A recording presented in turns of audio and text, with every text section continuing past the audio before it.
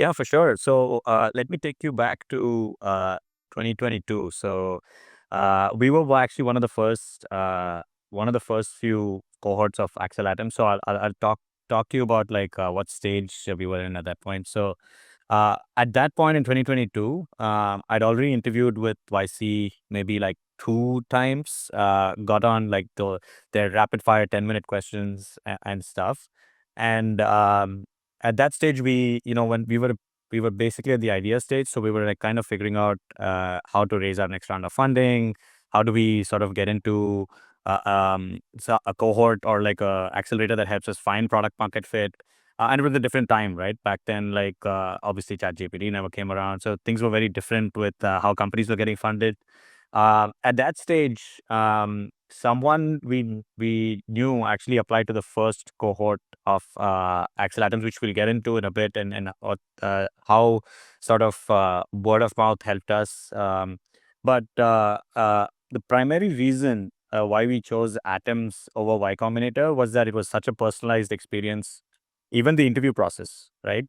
It wasn't like there was any rapid fire questions, or it wasn't like a college interview or any of that stuff. It was very mature, about company building, thinking about the problem space and so on. So I think that was the first like sort of a trigger for us. And of course, the second piece was the Accel branding itself is actually pretty huge. Accel is a global VC firm, for those that don't know, with presence in multiple countries.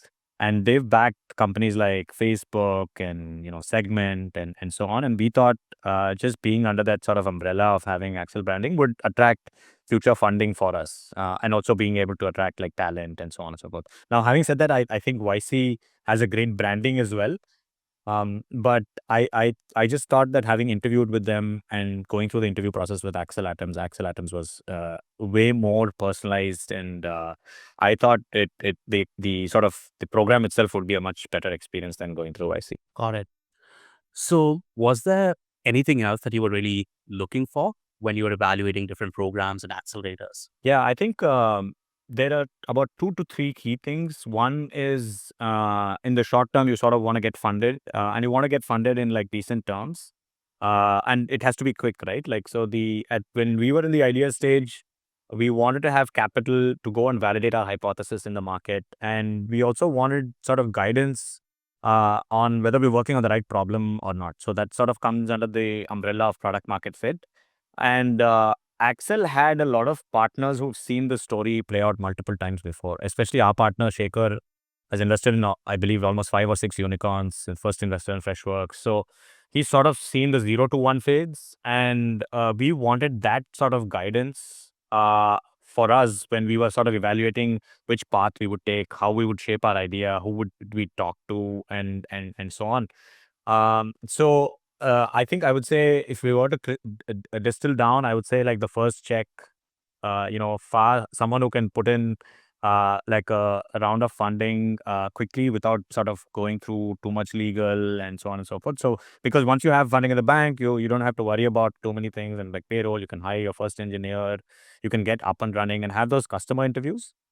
Secondly, guidance on if you're working on the right problem or not, right? Like I think one of the things that gets really hard as you progress is sort of changing your idea and pivoting. Like the later you are in the process, the harder it is to pivot. So sort of having that sort of guidance into whether a market is big, whether it's a growing market, whether it's a shrinking market. Also having conversations with other founders who might be in sort of adjacent spaces, and telling you things that may not necessarily work in that area.